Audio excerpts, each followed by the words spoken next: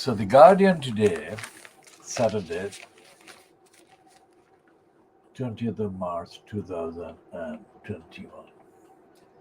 This is the picture of this man who has kept his daughters captive, imprisoned, had them kidnapped, assaulted, and all the rest of it. And there is still outstanding question about one of his daughters, whether she's alive or not. Now, the Guardian piece says that billionaire tax exiles, the British National Party, Saudi royals, and Gulf states have claimed millions of pounds in taxpayer-funded Farla money, the Guardian can disclose. The revelations, based on analysis of government information, have dismayed MPs, with one MP that is, about public money meant to support struggling businesses and prevent mass unemployment being scattered like confetti. Beneficiaries believed behind companies that have drawn on the COVID job retention scheme include members of the Saudi royal family, the ruler of Dubai. Qatar is behind Harrods and the Ritz. The tax exiles Jim Ratcliffe and Guy Hands, billionaires Evgeny Lebedev, Len Blavatnik, and Mohammed Al Fayed, the British National Party. The government first published information about claimants last month when it released data on the 750,000 businesses using the scheme in December 2020. Since then, details of some claimants have emerged, including Tony and Sherry Blair, and golf course owned by Donald Trump.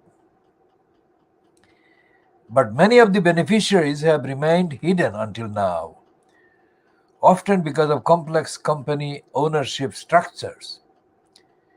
The Guardian cross-referenced government data with Companies House filings that reveal who owns a controlling stake in UK businesses. The analysis shows firms owned by some of the world's wealthiest people and entities benefiting from this scheme.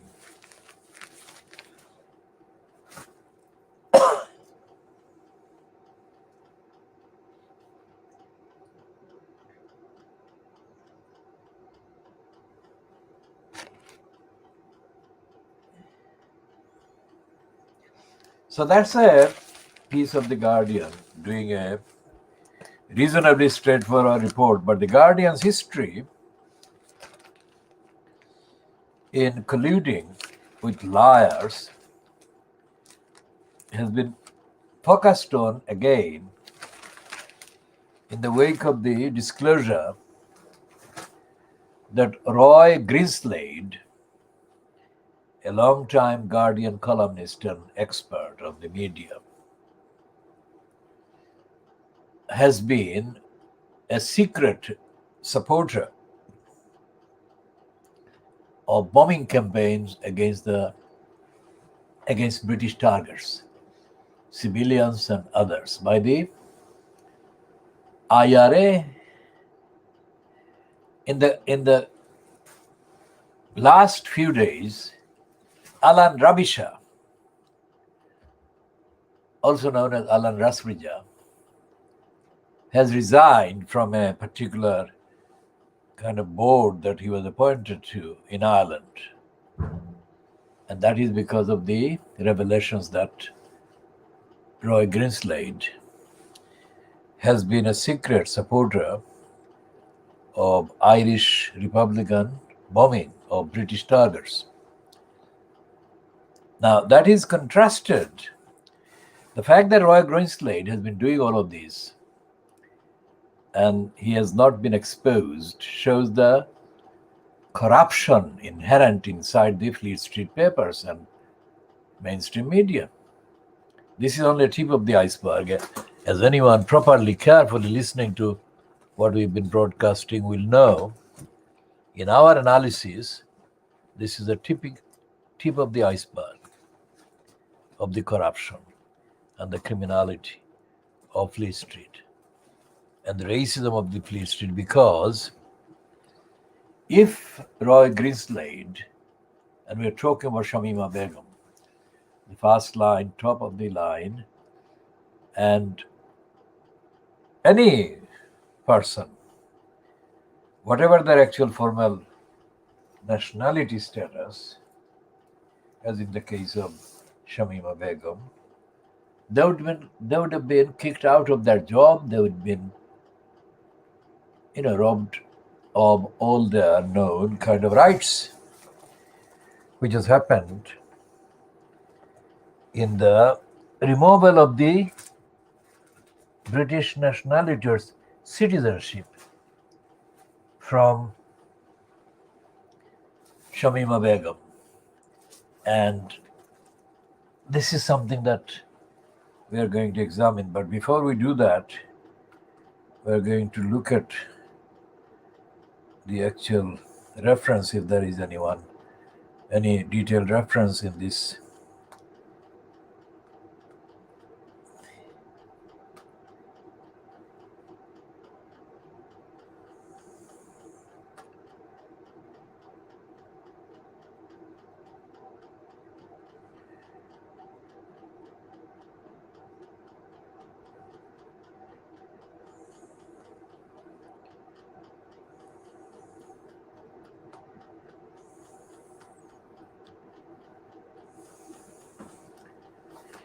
So in the current fortnight's edition of the Private Eye magazine, we are looking on the online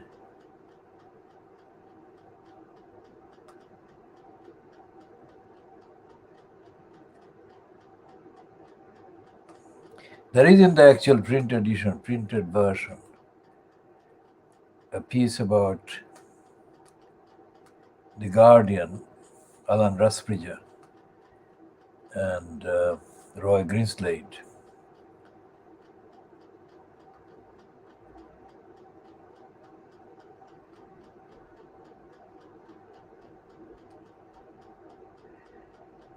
And the piece is in the Private Eye section, the Street of Shame. But it's not anywhere near robust and rigorous. So we haven't found anything online yet in that search. But what we can look for is the print edition. But while we are looking for the print edition, we continue to go into the Fairness Commission that Alan Rusbridger allowed his partner or wife to take part in during the time of Lutfur Rahman, who appointed the Fairness Commission. It's a completely artificial and corrupt outfit. It was a borrowed thing. It wasn't anything to do with Lutfur Rahman thinking anything about poverty or lack of fairness, etc. There is nothing in Lutfur Rahman's 6 calendar years that can justifiably be called anything that he created. Full stop. He didn't. And in the last 6 calendar years that he has been out of that post, Lutfur Rahman has not expressed any statement that evidentially, factually can be cited as evidence that he understands the community, he understands the electorate, he understands anything. The only thing he understands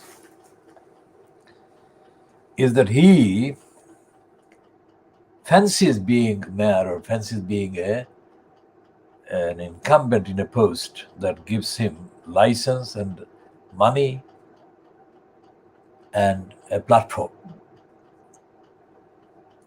When he appeared on a platform in 2018, April 2018, just before the 2018 local council election, to endorse Ohid Ahmed as the mayor candidate at that election in 2018, which was held in May 2018, the spiel that Lutfur Rahman delivered was totally empty. It had nothing in it about democracy, about ethics, accountability, morality. Most certainly, there was not a single sentence about the community in whose name Lutfur Rahman appeared there, because the appearance took place at a gathering in the vicinity of the kind of Bethnal Green area, while Lutfur Rahman was addressing physically a gathering of absolutely Bangladeshi men. There were some women, but essentially it was a gathering of Bangladeshi men. And I can assert on the facts here today, 3 calendar years on, because that was happening, that event was happening in the first week of April 2018. And I was there strictly to get the facts. I knew the facts, but I had to get a confirmation of the facts or on the facts. None of these men, nor Lutfur Rahman, nor Ohid Ahmed, so far, not at that time and not since that time, has expressed or has been known to have expressed any awareness of the duties owed to the community by the council, let alone the duties owed to the voters by the person seeking their votes. And the shame and the disgrace and the notoriety that Lutfur Rahman brought and had brought by then already to the community, collectively the Bangladeshi Muslims in this country, that never occurred to him to refer to. Not at that meeting, not during the years between the 23rd of April 2015 and April, 4th of April, let's say, 2018. Lutfur Rahman has not expressed one single sentence of being aware of the disgrace and the notoriety and the bad name that he brought on the Bangladeshi community in the UK and to the Bangladeshi Muslims, whoever kind of coexists in both categories. And also exposed the lack of honesty on the part of the Bangladeshi Imam called Maulana Shamsul Haque of the Ford Square Mosque. He may not be physically currently an Imam at that mosque, but for quite a number of years, Maulana Shamsul Haque was in post as the Imam of the Ford Square Mosque. So Lutfur Rahman disgraced himself and disgraced the actual post of elected incumbent, whether it was an elected councillor or elected other post holder. And he disgraced the election. Because the main focus of Richard Morey, the licensed law trader, also called QC, Queen's Counsel, Richard Morey published a meandering ruling against Luthuraman, dated the 23rd of March 2015. In that meandering kind of report by Richard Morey, Morey does manage to get some of the facts absolutely right. And the first fact that Morey got right was that Luthuraman was found to have behaved dishonestly. It's not me, it's not us, it's not a member of the community. It's actually somebody who's not a member of the community and was actually sitting in a legally set up post to look at the evidence of what Luthuraman had done wrong. And that person, Richard Morey, as I said before, had prejudices in various ways. But running through his main report and finding against Luthuraman is also the fact that despite his motive, the facts were undeniably compelling as to how corrupt and how dishonest and how in denial Luthuraman had been. So the community in Tower Hamlets, in the Bangladeshi community, currently being told that Luthuraman deserves to be elected to that post again. That community is being insulted. And that community is being taken for granted. And there is no sign in either the Guardian or the so-called London Evening, no standard, or anywhere else, including among the Tower Hamlets-based conservatives. Admittedly, their number is small, but they're supposed to be against corruption in the context of the Tower Hamlets Council. And there is no evidence that the two councillors, sitting councillors in the name of the Conservative Party or as conservatives, because the one has been reportedly or has claimed to have left the Conservative group on the council. Whether he leaves the Conservative group on the council or the Conservative Party altogether makes absolutely no difference. What does make the difference is that these people, both of them, Peter Goulds and this other one,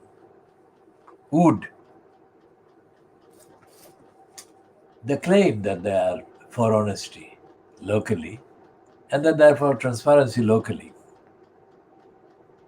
And they are not making any waves, they are not making any serious or any impact at all in the narrative about the need to vote no at the May 2001 election or referendum against the post of corrupt mayor, the corrupt post of the corrupt mayor, elected mayor.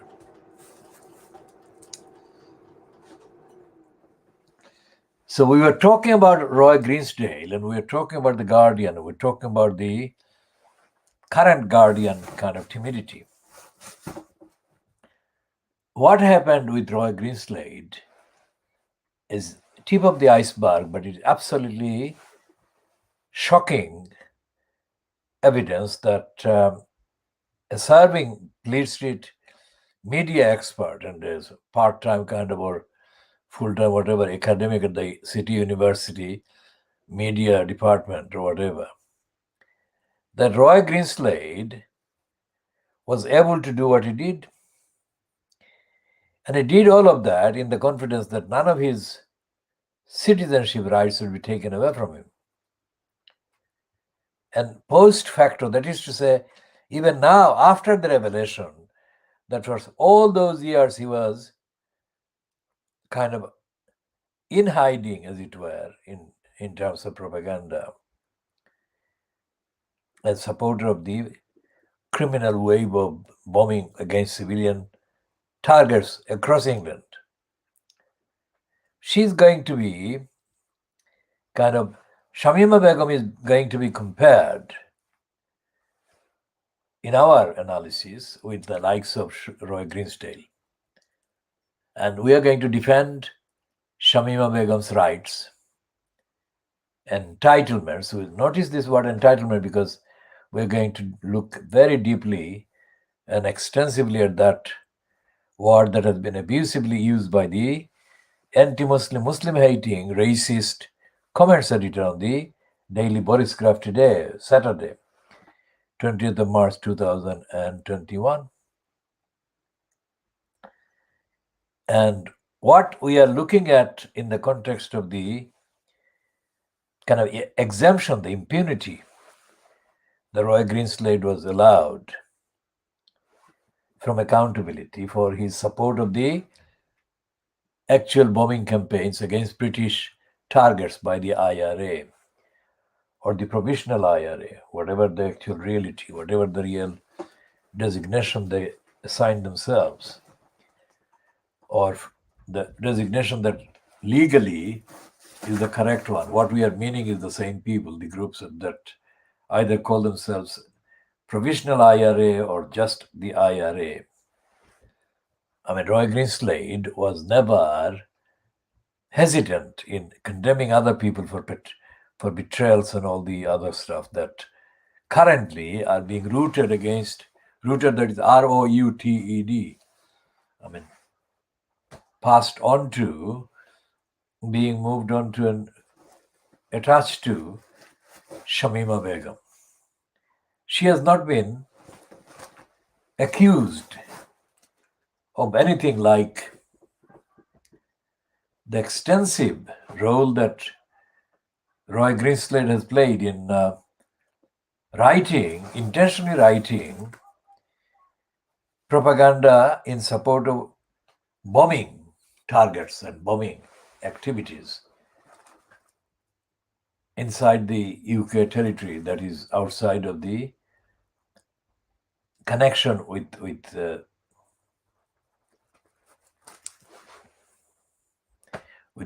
program that the provisional IRA actually carried out.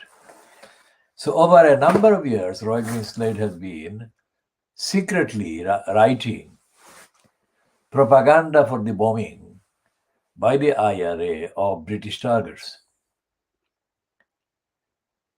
And for all of that kind of list of collusion and incitement and support for the program of bombing civilian British targets, Greenslade has not been accused of any crime.